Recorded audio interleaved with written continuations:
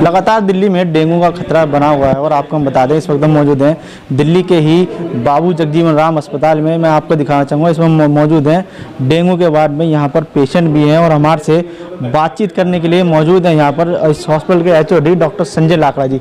Sir, किस तरीके से डेंगू का पेशेंट आप भर्ती करते हैं, क्या प्रोसेस रहता है और किस तरीके से उसकी पहचान हो पाती है? हमारे पास डेंगू के पेशेंट दो जगह आते हैं, मेडिसिन OPD में और इमरजेंसी में। अगर पेशेंट मेडिसिन OPD में आता है तो उसका फीवर, बॉडी एक सिम्टम्स लेकर के तो हम आज के परिप्रेक्ष्य में हम उनका कंप्लीट ब्लड काउंट कराते हैं। अगर प्लेटलेट कम हुआ तब उनको 50,000 से कम हुआ तब उनको हम डायरेक्ट एडमिशन सजेस्ट करते हैं।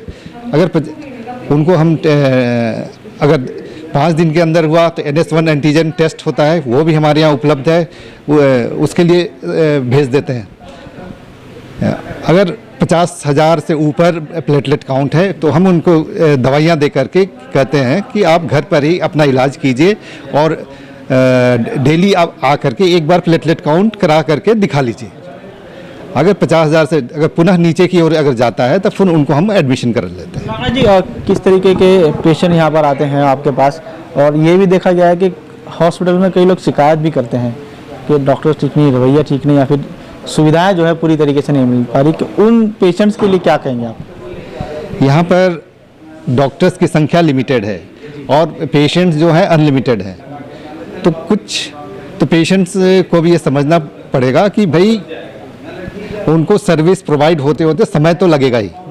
वो धैर्य रखें तभी जा कर के उनको पूरी सुविधा मिल पाएगी। सर, यहाँ पर जिस तरीके से बेड उपलब्ध कराए गए हैं, आपने कितने पेशेंट अभी तक आपके पास आए हैं? क्या जब से ये डेंगू का वार्ड आपने शुरू किया है क्या कोई कैजुअलिटी, कोई डेथ भी है डेंगू के कारण? डेंगू की वजह से अभी तक कोई भी डेथ इस वर्ष नहीं हुआ है। टोटल पेशेंट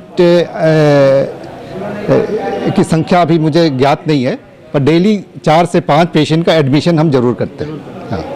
कितने पेशेंट जो है अभी तक डिस्चार्ज आप कर चुके हैं? कितने जो पेशेंट हैं, आपकी नॉलेज में भी होगा कि कितने पेशेंट जो है डेंगू को जीत कर जो है अपने घर वापस जा चुके हैं? हम लगभग 100 के पेशेंट यहाँ पर डिस्चार्ज होकर के जा चुके हैं।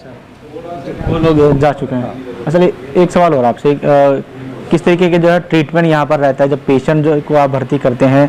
प्लेटलेट्स अगर किसी का डाउन जाता है तो उसको अगर मान लीजिए रिक्वायर में होता है, ज़रूरत उसको पड़ता है, तो वो कैसे प्रोवाइड कराया जाता है?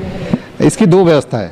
अगर प्लेटलेट की संख्या 20,000 से नीचे आ जाए या पेशेंट को कहीं से भी खून आ रहा है, नाक से, टट्टी के रास्ते से या कहीं से भी ब्लीडिंग हो रहा है, तो उसको प्लेटलेट चढ़ाने की व्यवस्था होती है। इसके लिए हम अपने यहाँ के जो मदर ब्लड बैंक है वहाँ से रिक्वेजिशन भेजते हैं। वहाँ से प्लेटलेट की अगर सुविधा व्यवस्था हुई तो हम यहाँ पर चढ़ा देते हैं। सर, जिस तरीके से पेशेंट यहाँ पर आते हैं आप लोगों के पास, कोई ज़्यादा जो सीरियस केस आता है तो रेफर भी किया जाता है या फिर यहाँ पर वो सब सुविधा है जो उस पेशेंट को दी जा सकती है? ज़्यादा सीरियस मरीज को हम अपने जो near by tertiary care hospital हैं वहाँ रेफ़र कर देते हैं।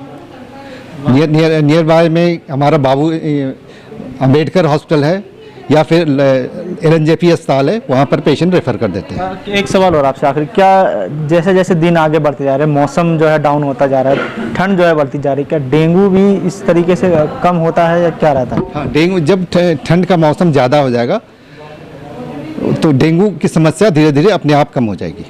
हाँ। सर, उन पेशेंट के लिए भी क्या कहना चाहेंगे जो पूरी जानकारी जिनको नहीं हो पाती है, उनको ऐसा लगता है कि हमें डेंगू है लेकिन फिर भी इलाज नहीं मिल पा रहा है? किस तरीके से आदमी स्वयं जो है पहचान कर सकता है इस चीज़ की? देखिए, अगर फीवर, बॉडी एक हो, शरीर में चकते हो जाए तो मरीज को तुरंत अस्पताल में आकर के अपनी जांच करानी चाहिए।